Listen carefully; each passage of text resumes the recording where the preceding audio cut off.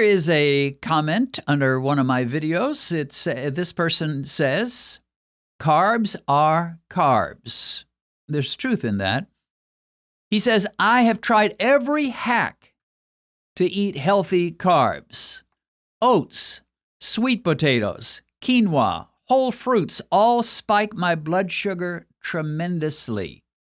Question, how does he know that? Is he just guessing? Is he going by some feeling that he gets when he eats these things? No.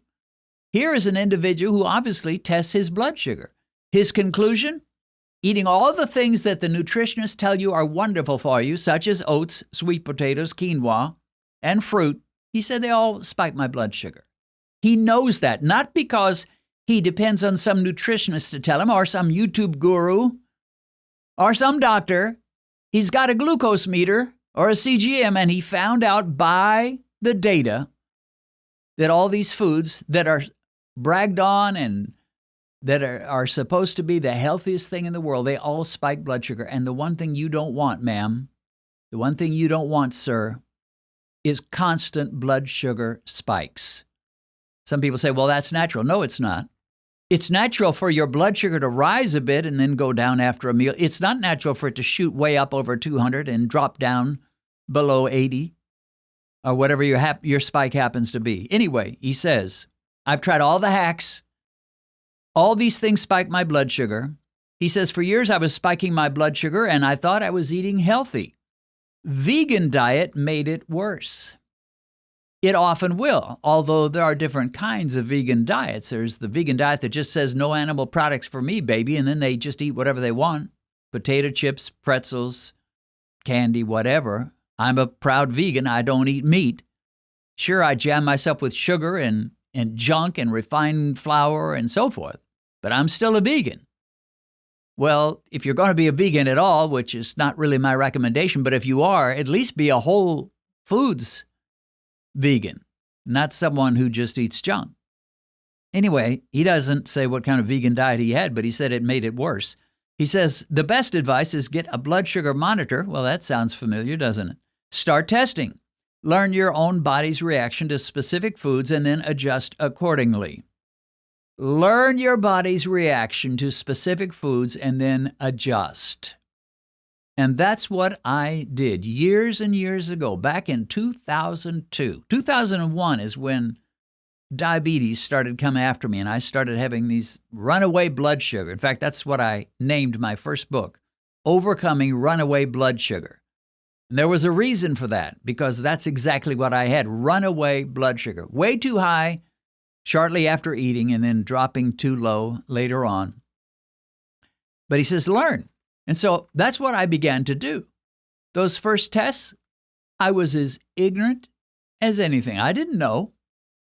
I did start doing a little reading. There was no YouTube, but I read Dr. Richard Bernstein's book, Blood Sugar Solution. I read Dr. Robert Atkins' book, The New Diet Revolution. And those two books, plus Mike the Glucose Meter, really made a huge difference. But mostly was the blood sugar test, because it's kind of funny. When I first read Dr. Bernstein, I had read some other guy who recommended a vegetarian diet, and he didn't say a word about keeping your carbs low. It's just like, if you just avoid meat, you'll be good. So that's what I determined to do for a while. And my blood sugar was bouncing all over the place, much worse than it ever had before. And so then I read Dr. Bernstein, and he's saying you should cut your carbohydrates in your diet, things like bread and pasta and pretzels and bagels and all the starches, potatoes, rice, and of course, all sugar.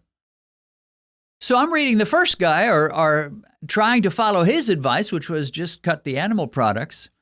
And then Bernstein says almost the exact opposite, and I'm in a dilemma. I'm like, okay, this is confusion here. Who am I going to follow? Who am I going to believe? Bernstein seemed to make a lot of sense. He seemed to be a pretty sharp guy, much sharper than the first guy. But still, just because you're smart doesn't mean you're always right. There are smart people that they are vastly deceived on a lot of areas. So smart doesn't always mean right, but it kind of helps if you're smart and you're non-biased. And when Bernstein started testing his blood sugar, he was non-biased. Guess what? That's how I was too. When I started testing my blood sugar, if I had found that bananas keep blood sugar nice and stable, you'd never see anybody eat more bananas than you would me, because I love the taste of bananas.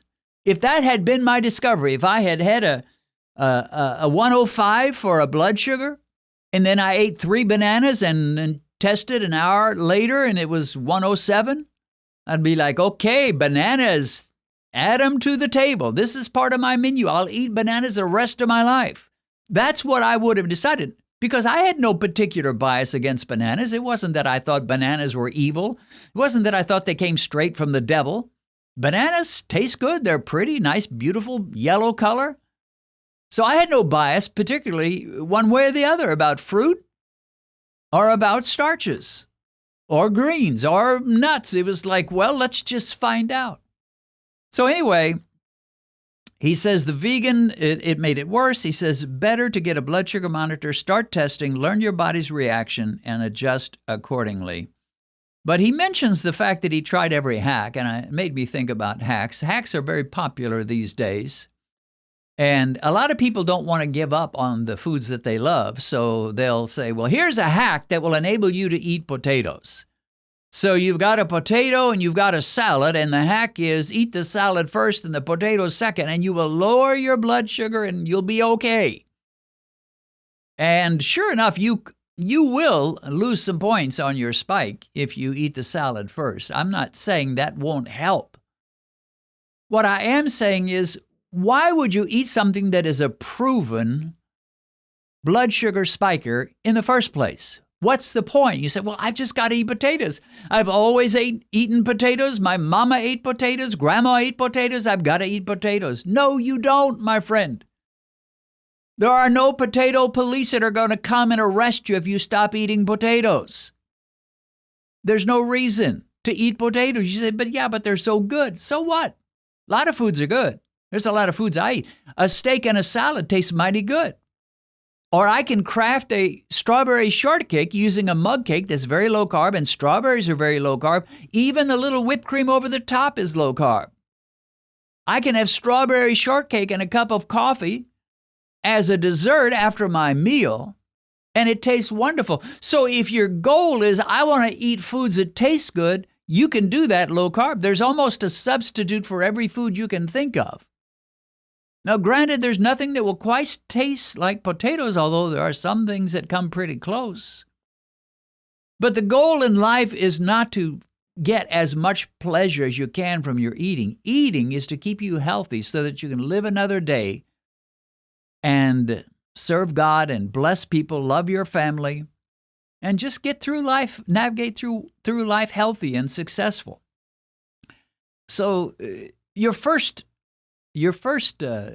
point of eating is health. It's not pleasure. Pleasure is kind of like the bonus, but health is where it's at. So you don't have to eat potatoes. Some people, they try all kinds of hacks. It's like, well, I don't want to give up my bread, but I'll tell you what I will do. Before I eat my bread, I'll get a teaspoon of apple cider vinegar and I'll sip that, and then I'll have my bread and all will be well. No, it won't. It may help a bit. I'm not saying it doesn't do any good at all. I don't know. I don't fool with it. I tried a little apple cider vinegar for a while, and I was like, yeah, this stuff is so nasty. It's not worth the price. I'd much rather give up potatoes than eat apple cider vinegar or give up bread. But anyway, if it could perfectly lower your blood sugar, it might be worth it for many people. It can't. It can reduce your spike a bit. But again, you're dealing with hacks instead of dealing with the root cause, which is carbohydrates, carbs and sugars. Say it. Read my lips. Carbs and sugars. When you cut them way down, you find victory. This is especially true for people that just found out they're diabetic and they're way over the line. I mean, you've got an A1C of 8, 9, 10, 12, 14, and you're trying to get it down. You better not depend on hacks. You better not say, well, I'm just going to eat the same way I ate all along, but before I have my meal, I'll have my apple cider vinegar, and I'll throw a little cinnamon in my coffee, and all will be well. No, it won't. Quit relying on hacks and start slashing the carbohydrates. It's kind of like if you got a forest fire going on, quit sitting around chanting, forest fire, go away, forest fire, go away. Get a helicopter with those chemicals to just dump chemicals and put that fire out.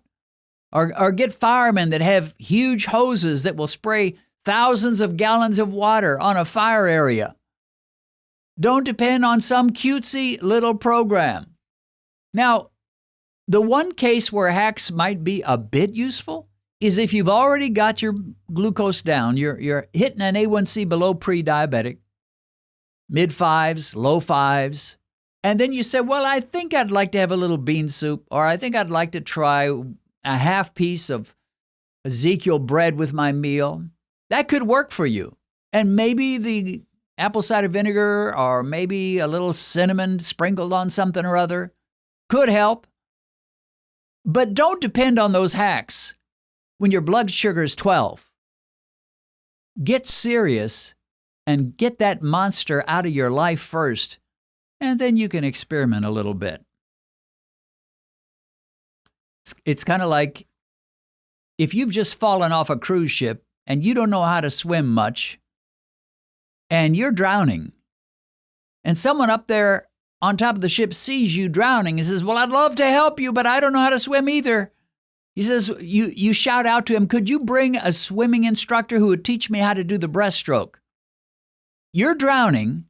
You're going under. You can hardly swim at all. And you're wanting an instructor to teach you how to do the breaststroke? Forget it. You just need to dog paddle or somehow stay afloat for a little bit until they can rescue you. It's not time to learn all these fancy swim strokes. And if you've got an A1C of 8, 10, 12, you're drowning, my friend. It's not time to get cutesy or fancy or try a few little weird hacks that may or may not help. You need to adopt a slash and burn policy. I will destroy the monster of diabetes. I will do it thoroughly. I will do it with all of my heart. I will show no mercy on diabetes.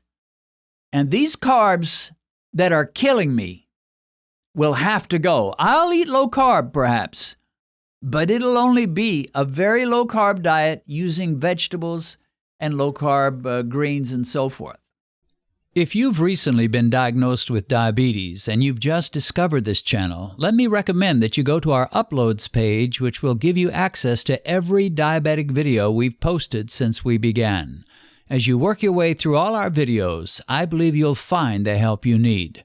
A link to our uploads page is in the description.